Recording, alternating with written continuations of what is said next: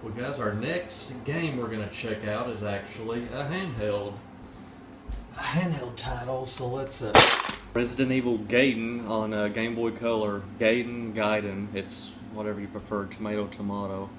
But I'll say it's Ninja Gaiden or Ninja Gaiden. It's another one. And then Mortal Kombat, we got Raiden and Raiden. I've never heard of Raiden. I've heard of Raiden, so it's going to be Ninja Gaiden. And Resident Evil Gaiden in this case. So you got to start with a little brief history. We had Resident Evil, the original, come out on the PlayStation, mid-90s. Then the ever-popular Resident Evil 2. And shortly after that, we had Resident Evil 3.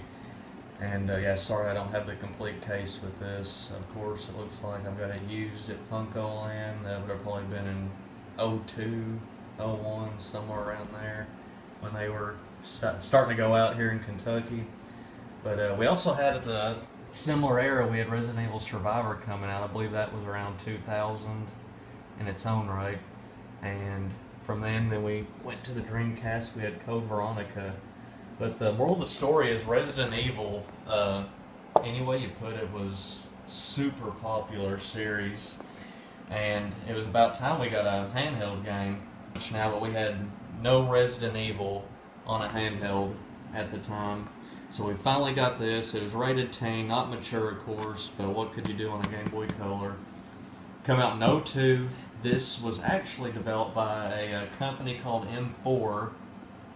And they worked on a bunch of other handheld titles and things, but nothing that really materialized as far as I know. They had a few titles that just went the way of the pet rock. Just interesting little facts. I mean, you went all the way down the PlayStation to the Dreamcast.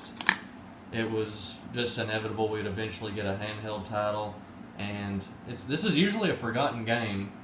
When I start looking online, not a lot of Resident Evil buffs really remember this one, but it was pretty groundbreaking at the time, especially before the Game Boy Advance. Handheld titles got a little better, so this was ahead of its time.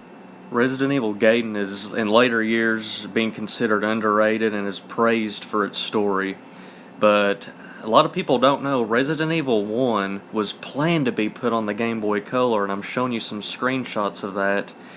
And I remember seeing screenshots like this in an old Game Informer, and my personal opinion is this hurt a lot of the initial reviews for Resident Evil Gaiden. People were expecting this. Resident Evil follows actually Leon S. Kennedy and Barry Burton, and the story's just kind of about a viral outbreak on a passenger ship, and Umbrella's actually hauling a new virus chemical weapon, and an underground organization formed by Leon and Barry are there to stop it.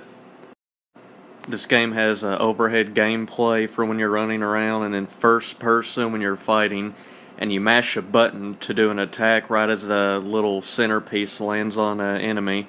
And in my opinion, this game was very addicting, especially the fighting, and especially where you can get some distance on enemies depending on where you target them in the overhead map.